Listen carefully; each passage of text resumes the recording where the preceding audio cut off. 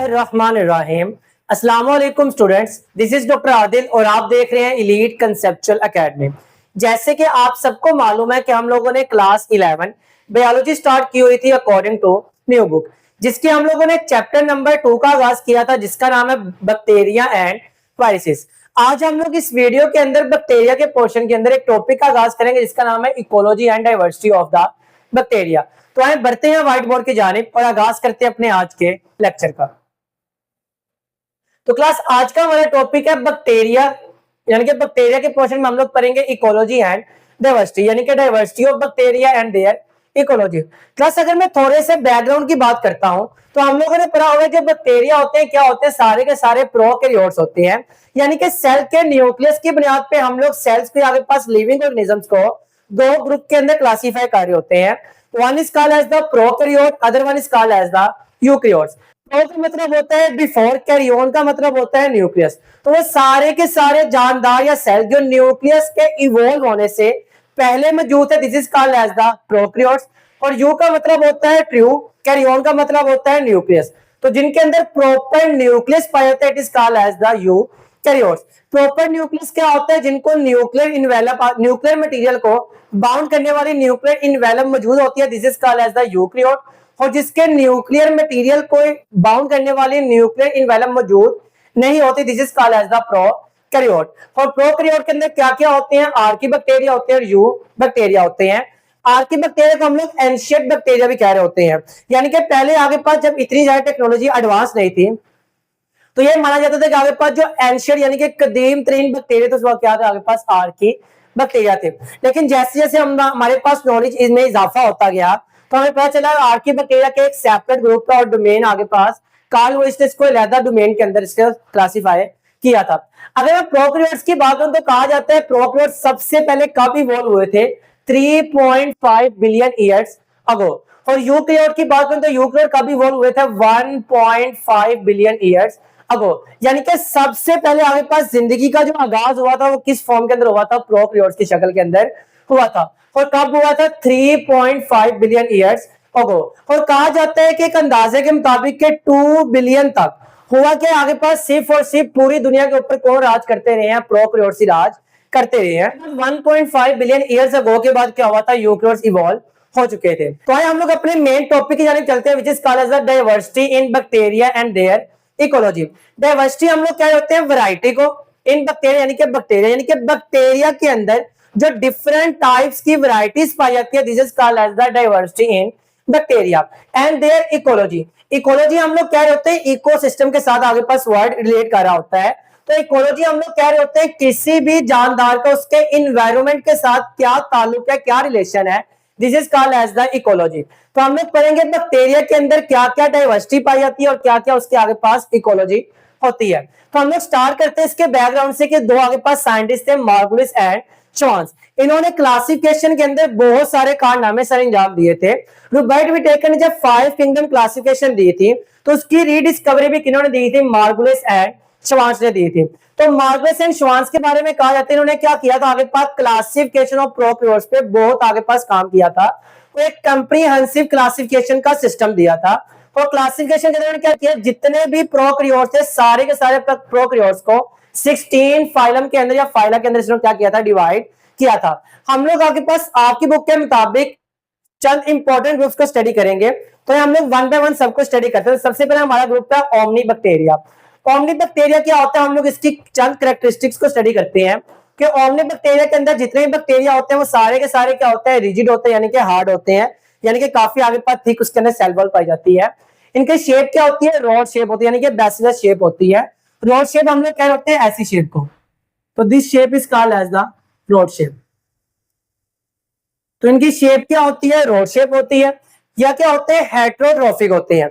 हम लोगों ने मोड ऑफ न्यूट्रिशन के लिहाज से पढ़ा हुआ है कि दो तरह के आगे पास मोड ऑफ न्यूट्रिशन होती है, one is called as the autotrophic, other one is called as the heterotrophic. वो ऐसी मोड ऑफ न्यूट्रिशन जिसके अंदर जानदार अपनी खुराक खुद तैयार कर सकता है by the help of the photosynthesis, this is called as the autotrophic mode of nutrition.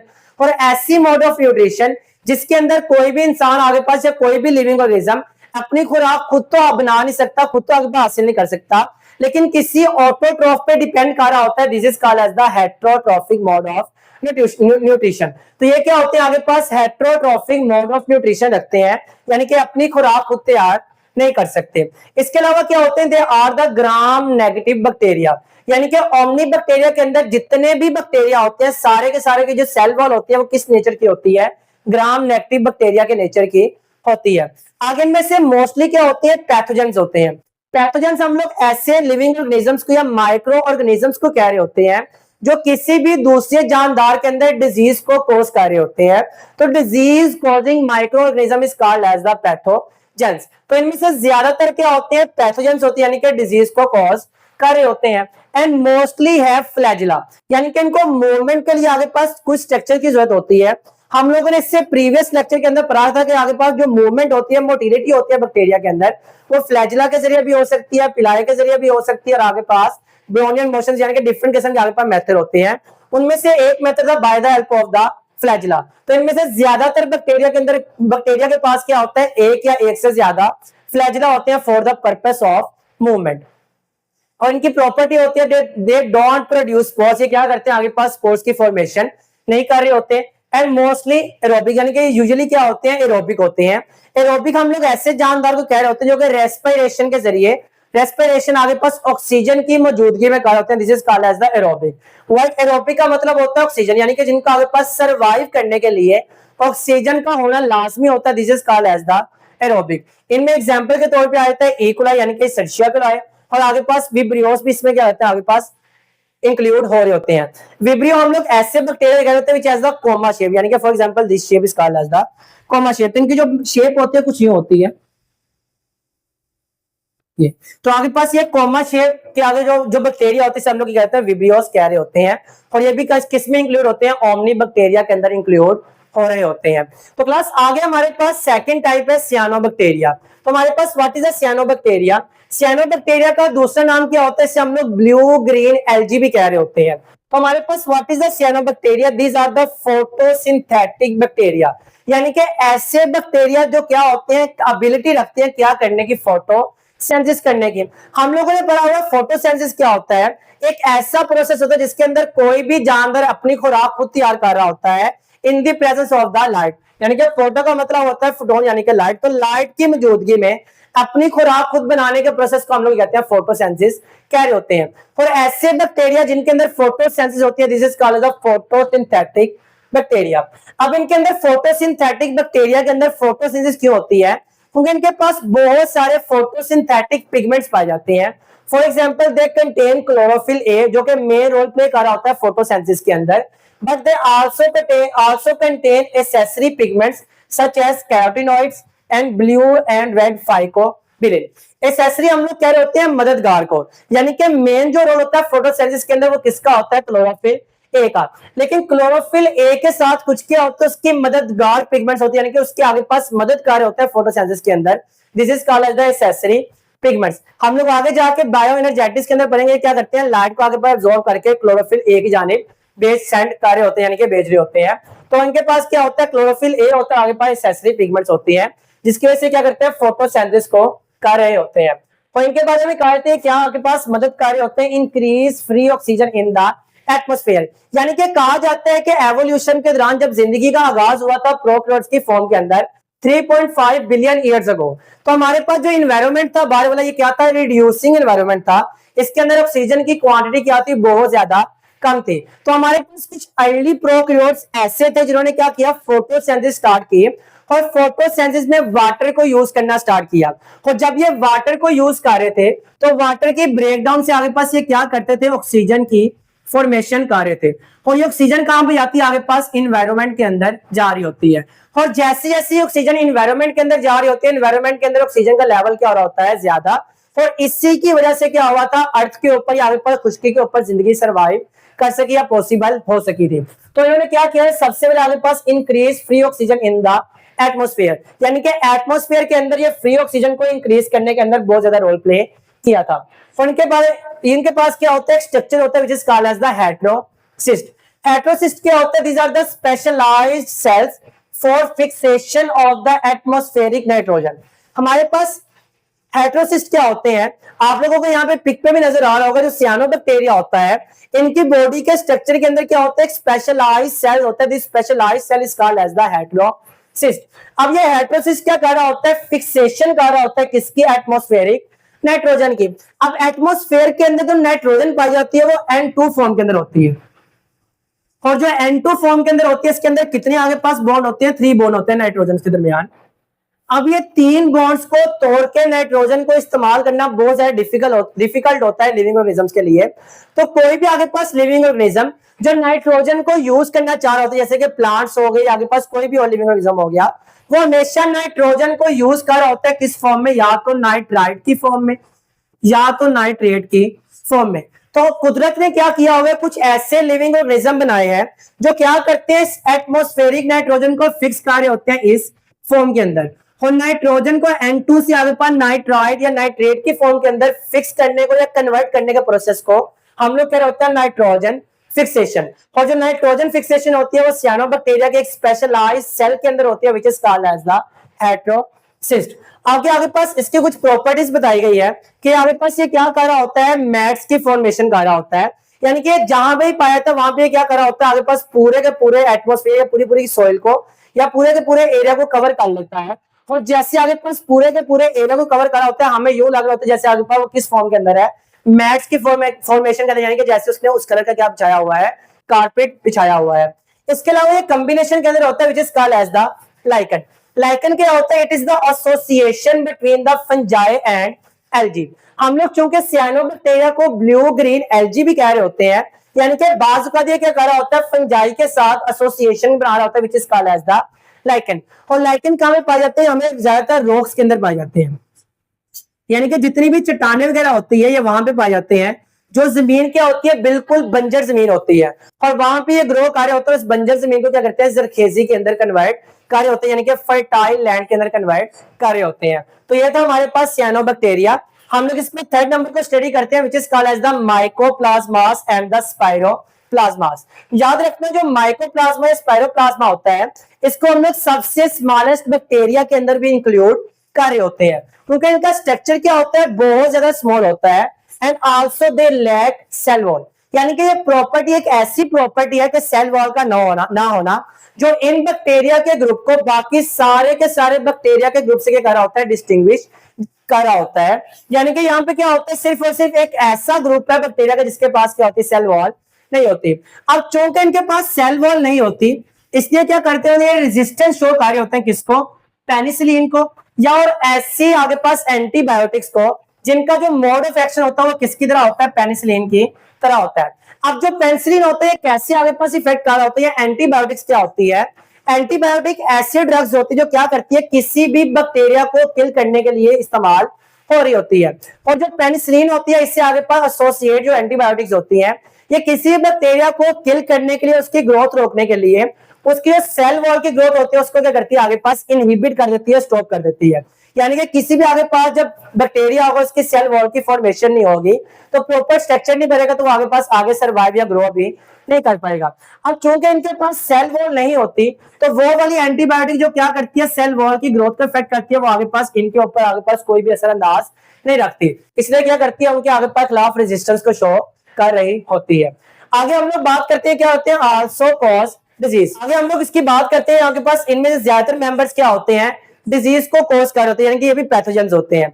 अब ये एनिमल्स के अंदर भी डिजीज को कॉज करते हैं और प्लांट्स के अंदर भी डिजीज को कॉज कर रहे होते हैं। एनिमल्स के अंदर अगर मैं मैमल्स की बात करूं, मैमल्स ऐसे जानवर होते हैं जिनकी बॉडी के ऊपर हेयर्स पाए जाते हैं और जो आगे पास अपने बेबी को फीड करवा रहे होते हैं, मिल्क की फीडिंग करवा रहे होते हैं, this is called as the mammals. तो मैमल्स के अंदर ये डिजीज कॉज करवाते हैं, which is the certain type of the pneumonia, यानी कि निमोनिया की एक खास किस्म की आगे पास टाइप होती है जो कौन कॉज कर रहा होता है, माइकोप्लाज्मा स्पाइरोप्लाज्मा के मेंबर्स कॉज कर रहे होते हैं। और इसके आगे पास कुछ डिजीज क्या होती है, प्लांट्स के अंदर भी होती है, और प्लांट्स के अंदर ये क्या डिजीज कॉज करवाते हैं, lethal yellowing disease of the coconut. Lethal हम लोग कह रहे होते हैं जानलेवा को, येलोविंग कह रहे होते हैं येलोइश कलर, यानी कि ग्रीन जो पार्ट होता है प्लांट का उसका येलो कलर के अंदर कन्वर्ट हो जाना, this is called as the yellowing of the plant. तो हमारे पास लेथल यानी कि जानलेवा डिजीज होते हैं जिसके अंदर आगे पास उसका कलर सारा का सारा चेंज हो जाता है, और ये स्पेसिफिकली किसके अंदर होती है, कोकोनट के अंदर होती है। तो ये था हमारे पास माइकोप्लाज्मा एंड स्पाइरोप्लाज्मा।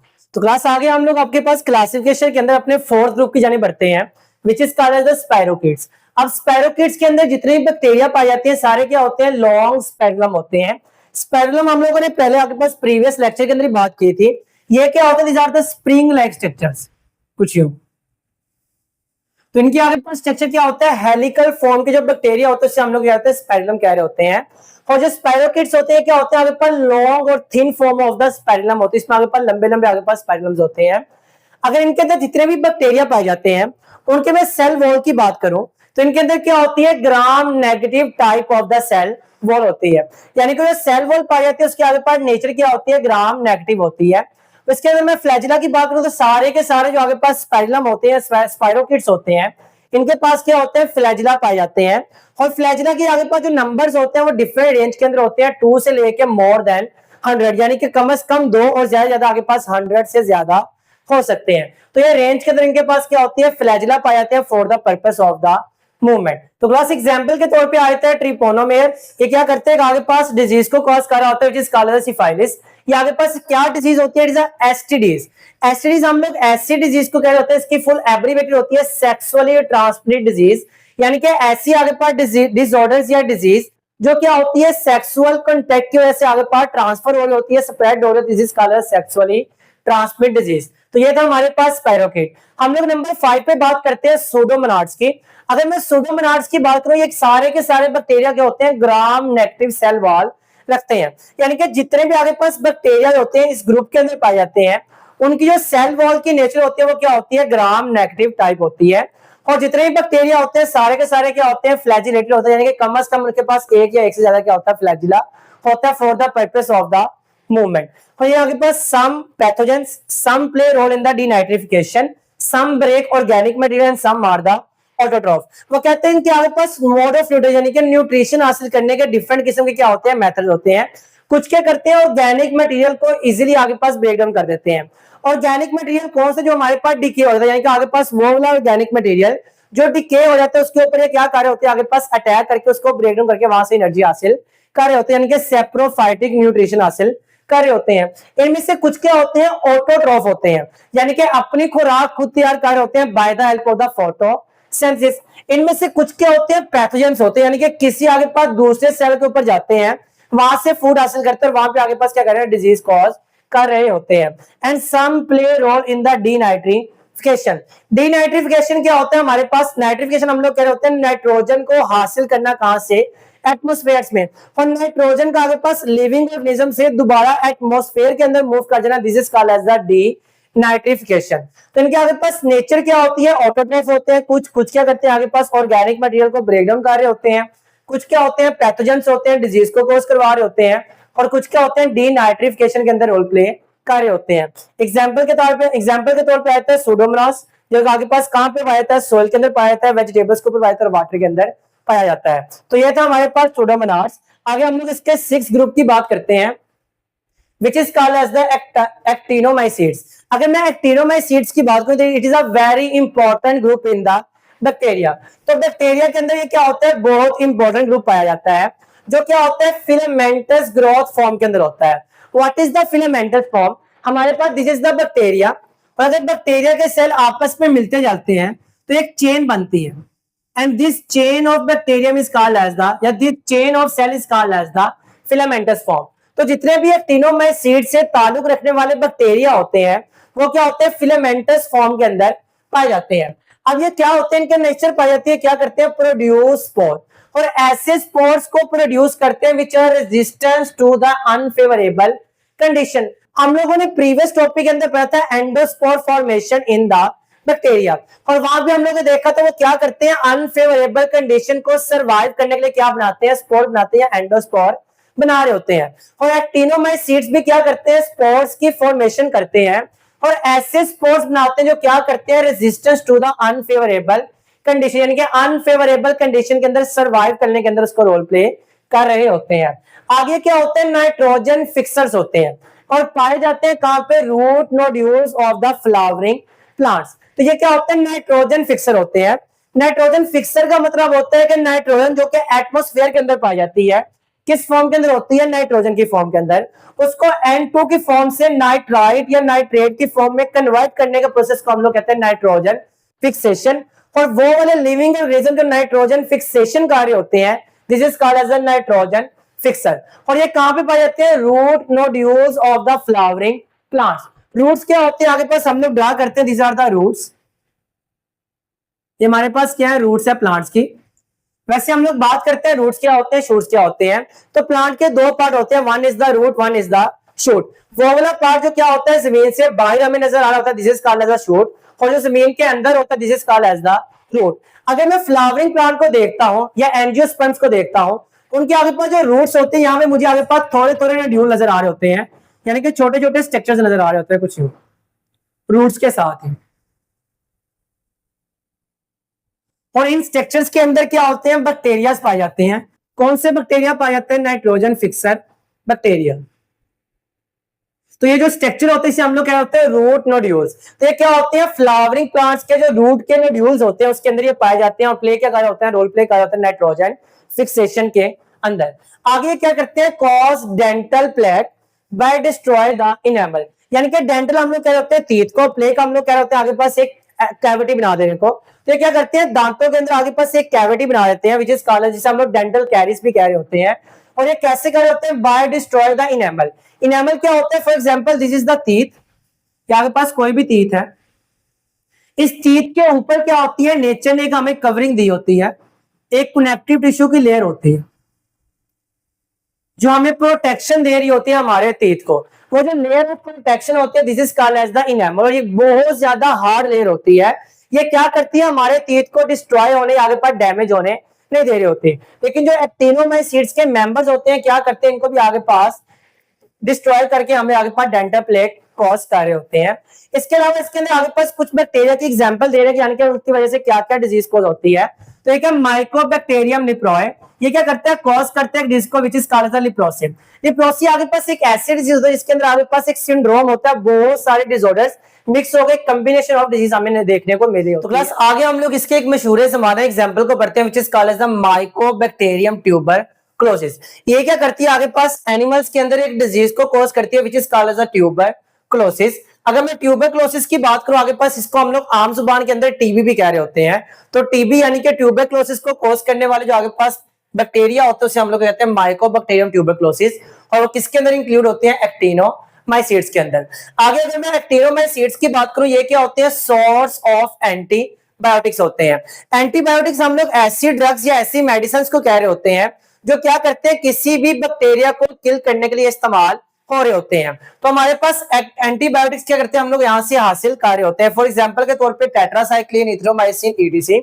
एक आगे पास अदादोशुमार के मुताबिक कहा जाता है कि हमारे पास हर साल यानी कि ईच ईयर तकरीबन 150 new antibiotics drive from the एक्टिनोमाइसीट्स। यानी कि हर साल 150 आगे पास जो एंटीबायोटिक्स होती है हम लोग कहां से हासिल कर रहे होते हैं, एक्टिनोमाइसीट्स से हासिल कर रहे होते हैं। तो क्लास आगे हम लोग अपने सेकंड लास्ट ग्रुप की जानब चलते हैं, which is called as nitrogen fixing aerobic bacteria. What is the nitrogen fixation? Nitrogen fixation हमारे पास एक ऐसा प्रोसेस होता है जिसके अंदर हम लोग एटमॉस्फेयर के अंदर मौजूद नाइट्रोजन जो होती है N2 की फॉर्म के अंदर उसको फिक्स कर रहे होते हैं, कन्वर्ट कर रहे होते हैं नाइट्राइट की फॉर्म के अंदर या नाइट्रेट की फॉर्म के अंदर। तो नाइट्रोजन को नाइट्राइट या नाइट्रेट की फॉर्म के अंदर कन्वर्ट करने के प्रोसेस को हम लोग कह रहे होते हैं नाइट्रोजन फिक्सेशन।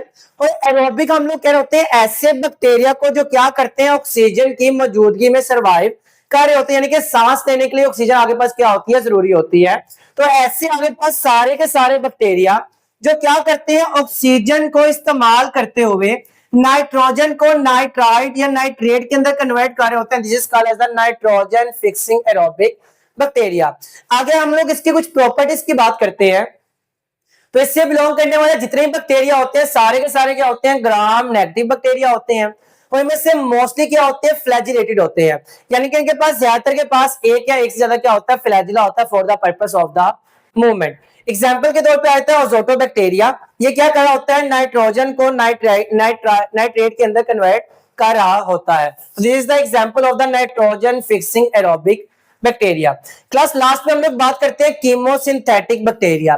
नाम से जाहिर हो रहा है कीमोसिंथेटिक यानी कि केमिकल कंपाउंड्स के साथ ये क्या कर रहा है, थोड़ा सा रिलेट कर रहा है। तो कीमोसिंथेटिक बैक्टीरिया क्या होते हैं, ऐसा ग्रुप होता है बैक्टीरिया का जो drive energy by oxidation of the inorganic compound. ये क्या करते हैं, एनर्जी हासिल कर रहे होते हैं by the oxidation of the inorganic compound such as nitrogen, such as sulphur, such as iron. यानी कि क्या करते हैं, हमारे पास जो केमिकल कंपाउंड्स होते हैं उनकी ऑक्सीडेशन करते हैं। और ऑक्सीडेशन आप लोगों ने पढ़ा होगा, इसमें क्या होता है, oxidation is a loss of electron, loss of hydrogen या आगे पास गेन ऑफ ऑक्सीजन। और जैसे ये ऑक्सीडेशन करते हैं तो इन्हें क्या मिलती है, आगे पास एनर्जी मिलती है। और आगे पास जो एनर्जी ने ड्राइव होती है उसको इस्तेमाल करते हैं क्या बनाने के लिए, अपने फूड बनाने के लिए। और हम लोगों ने मोड ऑफ न्यूट्रिशन के अंदर पढ़ा हुआ है कि मोड ऑफ न्यूट्रिशन के अंदर वो वाली न्यूट्रिशन जिसमें कोई भी जानवर अपनी खुराक खुद हासिल कर रहा होता है, this is called as the autotroph. तो हम लोग कह सकते हैं जो कीमोसिंथेटिक बैक्टीरिया होता है इनके अंदर एक स्पेशल किस्म की मोड ऑफ न्यूट्रिशन के अंदर ऑटोट्रॉफिक न्यूट्रिशन पाई जाती है, which is called the chemosynthetic nutrition, जिसके जरिए क्या करते हैं, फूड या एनर्जी हासिल कर रहे होते हैं by the oxidation of the inorganic compound such as nitrogen, such as sulphur, such as iron. Example के तौर पे आपके पास करें नाइट्रोसोमोनास और नाइट्रोबैक्टर, ये दो आपके पास बैक्टीरिया है जो क्या करते हैं, अमोनिया की ऑक्सीडेशन करते हैं। और अमोनिया की ऑक्सीडेशन करके उसे किसमें कन्वर्ट करते हैं, नाइट्राइट या नाइट्रेट के अंदर कन्वर्ट कर रहे होते हैं। तो अमोनिया को आगे पास ऑक्सीडाइज करना, वहां से एनर्जी हासिल करना, और अमोनिया की ऑक्सीडेशन के बाद उसको नाइट्राइट या नाइट्रेट में कन्वर्ट करने हमारे पास किसका काम होता है, नाइट्रोबैक्टर या नाइट्रोसोमोनास का होता है। तो ये हमारे पास था कीमोसिंथेटिक बैक्टीरिया। तो class this is our today topic, जिसके अंदर हम लोगों ने बैक्टीरिया की डाइवर्सिटी को स्टडी किया और उसकी इकोलॉजी को स्टडी किया है। उम्मीद है आज के टॉपिक के अंदर आपको किसी किस्म का कोई मसला नहीं होगा। मिलते हैं अगले लेक्चर में अगली वीडियो के साथ, तब तक के लिए अल्लाह हाफिज़।